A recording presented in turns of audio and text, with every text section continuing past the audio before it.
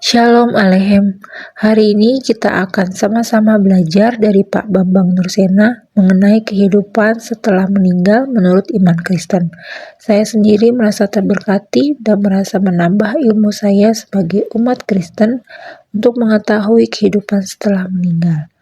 Baiklah, kita saksikan bersama-sama. Tuhan Yesus memberkati.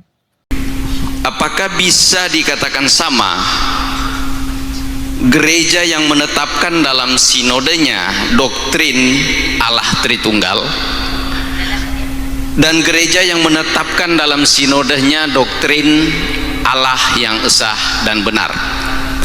Dan apabila sama, di mana letak persamaannya? Dan apabila berbeda, di mana letak perbedaannya? Terima kasih, Pak. Baik, terima kasih. Yang kedua, silakan Pak Petrus. Yang saya mau tanyakan, ketika kita meninggal, roh kita kemana?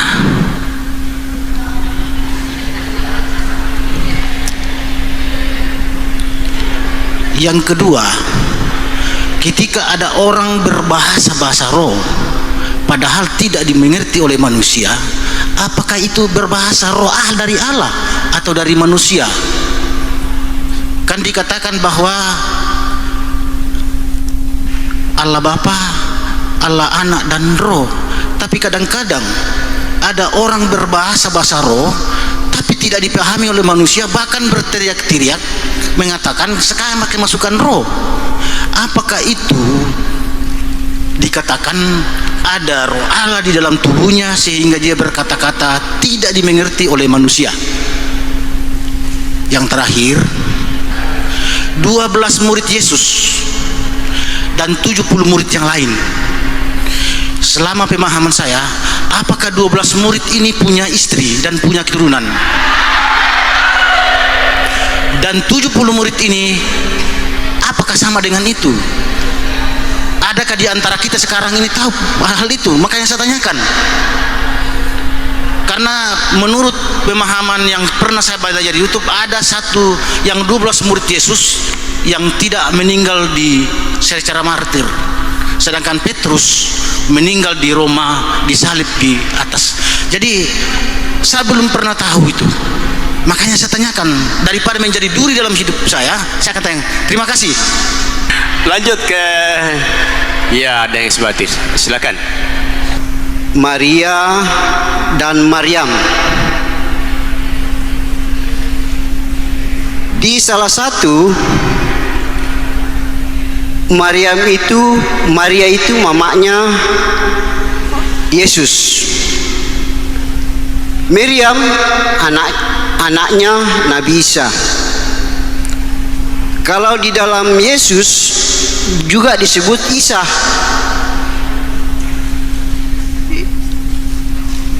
Pertanyaannya, mana yang benar? Nabi Isa anaknya Maryam atau Nabi Isa mamanya Maryam? Siti Maryam sama Bunda Maryam berbeda. Satu pertanyaan. Terus kalau ada seorang janda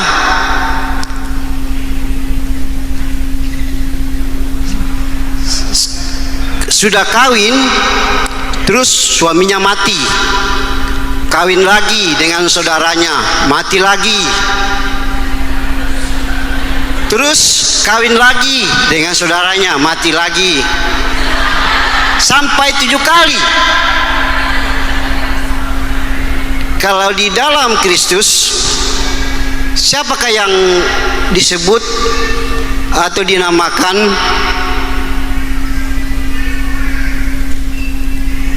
siapakah yang mengawini, siapakah yang sebagai istri yang sah ketujuh orang laki-laki itu, padahal sudah 7 kali nikah? Penanya keempat, satu pertanyaan, silakan.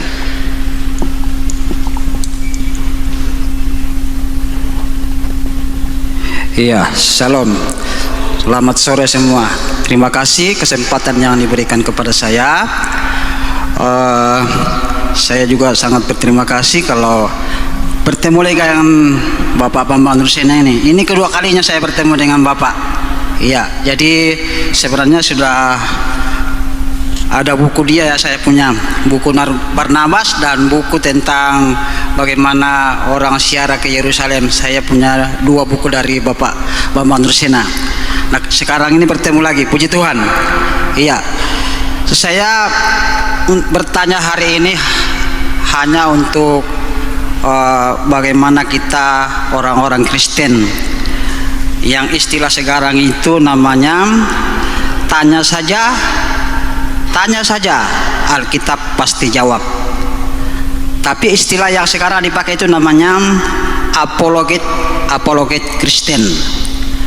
Apologet itu artinya apa? Bagaimana kita menjawab pertanyaan seseorang untuk mempertahankan iman Kristen kita. Yang paling banyak sekarang menjadi masalah adalah hal itu, tentang bagaimana kita mempertahankan iman kita. Bukan membela Tuhan ya. Kalau orang lain katakan kita membela Tuhan, tidak, kita tidak pernah membela Tuhan, tapi kita membela iman kita. Namanya apologet. Jadi sekarang itu ramai-ramainya namanya apologet. Di dalam Wahyu pasal 3 ayat 14 tentang permulaan ciptaan. Jadi pemahaman dunia bahwa Yesus itu adalah permulaan ciptaan. Nah, mungkin juga kita yang hadir pada sore hari ini memahami bahwa Yesus itu adalah permulaan ciptaan. Iya, dan itu bukan.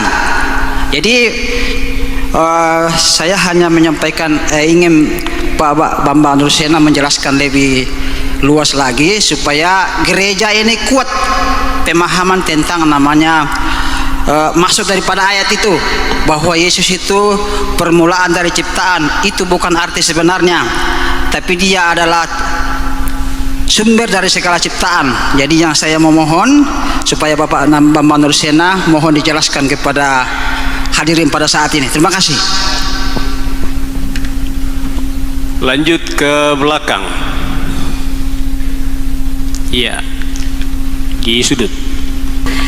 Nama kami Dina Situruk dari Jemaat Moria. Pertanyaannya dari 1 Samuel pasal 16 ayat 14, firman Tuhan, tetapi roh Tuhan telah mundur daripada Saul dan sekarang ia diganggu oleh roh jahat yang daripada Tuhan. Allah Tritunggal, Allah Bapa, Allah Anak dan Roh Kudus. Dan yang menjadi pertanyaan kami tentang roh jahat daripada Tuhan, karena menurut pemahaman kami yang kami hanya terbatas, roh jahat itu identik dengan penguasa kegelapan. Terima kasih, Pak. Ya, terima kasih. Yang pertama adalah apakah gereja yang menetapkan dalam sinodenya tentang keyakinan Allah Tritunggal sama dengan gereja yang menetapkan dalam pengakuan iman gerejanya akan Allah yang esa dan benar. Ini pasti gereja-gereja bentukan baru. Kalau gereja-gereja kuno tidak pernah mempertentangkan istilah Allah Tritunggal dengan Allah yang esa dan benar. Allah yang esa dan benar itulah Tritunggal. Ya, saya menduga ini pasti ya sinode-sinode yang dibuat baru-baru tadi. Ajaran tentang Allah Bapa, Putra dan Roh Kudus itu bukan ajaran sinode gereja tertentu. Itu ajaran gereja sedunia sebelum skisma. Skisma itu perpecahan gereja. Jadi pengakuan iman seluruh gereja itu sebetulnya sama, pengakuan iman Nikia Konstantinopel. Perpecahan gereja pertama itu kan terjadi tahun 451 ketika terjadinya konsili oikumenis keempat yang disebut konsili Kalsedon, antara gereja-gereja yang menamakan diri sebagai gereja ortodok non Kalsedonia dan gereja-gereja Kalsedonia. Tapi antara kedua gereja ini sekarang sudah clear, ternyata itu hanya salah paham. Gereja-gereja yang sekarang disebut gereja non-Kalsedonia itu terdiri dari gereja Koptik Ortodok di Mesir pusatnya, itu gereja mula-mula hasil penginjilan dari Rasul Markus. Lalu gereja Ortodok Syria yang mula-mula itu takhta sucinya didirikan oleh Rasul Petrus. Sebelum tahun 37 Masehi beliau meninggalkan Antioquia dan ke Roma. Gereja ini disebut dalam Kisah Rasul pasal 11 ayat 26 sebagai tempat di mana di Antioquia itu murid-murid Yesus untuk pertama kali disebut Kristianos atau Kristen.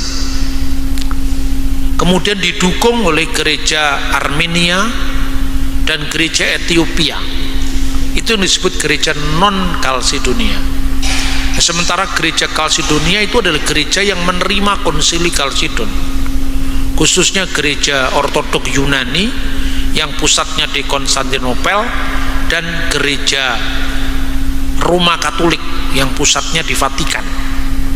Nah, tapi dulunya semua gereja itu Katolik. Katolik itu artinya katolon, gereja yang utuh, gereja yang universal. Makanya dalam terjemahan Protestan, gereja yang kudus dan am itu aslinya yang kudus dan Katolik. Bahasa aslinya Yunani, Katoliki Eklesian. Katolik itu artinya gereja yang universal, gereja yang utuh. Nah, gereja Katolik itu ada di barat, ada di timur. Setelah skisma, maka nama Katolik ini dipertahankan di Roma dan sebagian di Asiria Timur, yang sekarang mereka menyebut gerejanya itu adalah The Assyrian Catholic, The Assyrian Catholic Church. Jadi gereja Syria Katolik Timur, gereja Assyria Katolik Timur. Itu gereja yang nantinya dulunya dituduh Nestorian, tapi sebenarnya sekarang ini ada pertemuan-pertemuan ekumenis yang ternyata mereka juga bukan Nestorian. Jadi sekarang gereja ini menuju kepada keesaan tubuh Kristus yang satu. Misalnya gereja Kalsedonian dan non-Kalsedonian. Dulu gereja non-Kalsedon itu dituduh gereja monopesit. Monos itu artinya satu, pesit itu tabiat. Jadi Kristus hanya punya tabiat satu, yaitu Allah saja.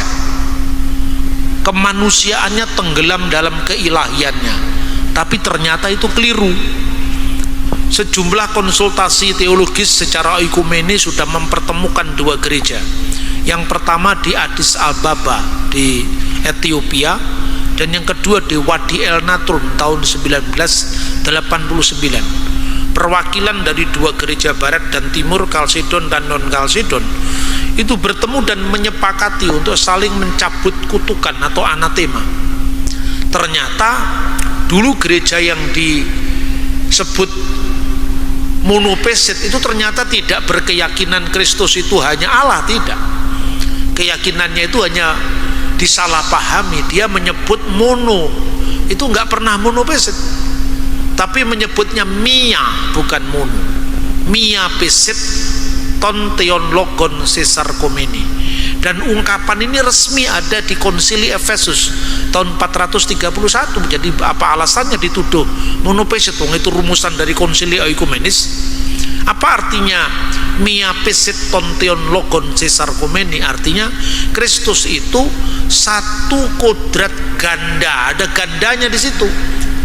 Satu kodrat ganda itu sepenuhnya Allah, sepenuhnya manusia. Nah, sementara yang dituduh monopesit ini menuduh gereja Kalsedon sebagai gereja Nestorian. Kamu Nestorian karena kamu mengatakan Kristus itu diopesis dalam mia hipostasis. Jadi Kristus itu dua kodrat dalam satu pribadi. Jadi mia hipostasis duopesis. Nah, karena kamu mengatakan dua, berarti Kristus kamu belah jadi dua. Yang satunya menuduh Nestorian, yang satunya dituduh monopesit. Sekarang udah clear. Bahkan Paus Yohanes Paulus II itu sudah mengunjungi gereja Koptik. Sebelumnya relikwi Rasul Markus itu dikembalikan dari Roma ke Alexandria. Begitu juga gereja yang dituduh Nestorian ternyata tidak berkeyakinan seperti Nestorius. Sekarang sudah clear semuanya. Nah, kalau ada gereja yang menyatakan saya gereja yang percaya pada Allah Esa dan Tritunggal, itu gereja alamatnya di mana? Asal usulnya dari mana? Dari rasul siapa? Rumusannya dari konsili apa? Pasti itu ngarang-ngarang sendiri itu. Pasti itu gereja ngarang-ngarang sendiri. Jadi saya tidak percaya dengan yang baru-baru begitu. Karena apa? Sejak dulu tidak pernah ada pertentangan antara Allah yang esa dan benar dan Bapa, Putra dan Roh Kudus. Coba Anda pergi, lihat itu namanya liturgi gereja kuno di Syria. Bagaimana menerjemahkan Tritunggal? Bismil Abi walibni warahil kudus al ilahil wahid, demi nama Bapa dan Putra dan Roh Kudus, Allah yang esa. Itu dalam bahasa Arabnya Allah yang esa dan benar. Bahasa aslinya dalam bahasa Arab itu terdokumentasi 2000 tahun itu. Tertulis Beshem Abu Webro Weruho de Kutso Hat Alohu Sariro, satu-satunya Allah yang esa dan benar. Itu Bapa, Putra dan Roh Kudus. Jadi Beshem Aba Webra Weruha de Kutsa Hat Allah Hasarira. Hat Allah Hasarira itu Allah yang esa dan benar. Itu adalah Bapa, Putra dan Roh Kudus. Ini rumusan sejak abad kedua, ketiga, keempat, kelima. Lah sinode itu tahun berapa itu? Tahun 2000 sekian, 2000 sekian. Nggak usah didengar yang begitu. Itu karangan orang modern. Saya kalau ngomong begini ini menjadi apa ya? Seolah-olah harus menegaskan akar kita. Karena apa? Jangan sampai kita bikin-bikin sendiri sementara pengetahuan belum ada apa-apanya. Kita ini kadang-kadang minder dengan agama lain. Kita dituduh begini, terus kita mau membuktikan bahwa kita tidak begitu. Lah kalau saya dituduh, saya tunjukkan tuduhan itu keliru. Dan kamu dari tahun berapa munculnya? Kami sudah muncul abad pertama loh. Semua dokumen gereja itu terpelihara dengan rapi, terdokumentasi dengan baik. Yang nuduh itu belum tentu punya dokumentasi dengan baik. Ya toh, contohnya soal keaslian kitab suci yang dituduh-tuduh kita palsu. Begitu juga tentang Tritunggal. Kok anehnya gereja menuduh dirinya sendiri hanya karena ketidakmampuan membaca sejarahnya sendiri. Ini ironis sekali. Jadi gereja yang benar adalah gereja yang menetapkan bahwa ajarannya berakar pada kitab suci dan ajaran para rasul yang diterus sampaikan tanpa putus dari 12 rasul ke murid 12 rasul ke murid dari muridnya yang diajar 12 rasul, bapak-bapak konsili sampai sekarang. Itu tanpa putus. Makanya kalau gereja tiba-tiba muncul dari ini karena pada malam Jumat Legi saya mendapatkan firman Tuhan langsung, jangan dipercaya yang begitu itu, tidak bisa diverifikasi sejarahnya kan. Ya itu saya kira. Kemudian Roma 10 ayat 17. Jadi iman timbul dari pendengaran dan pendengaran oleh firman Kristus.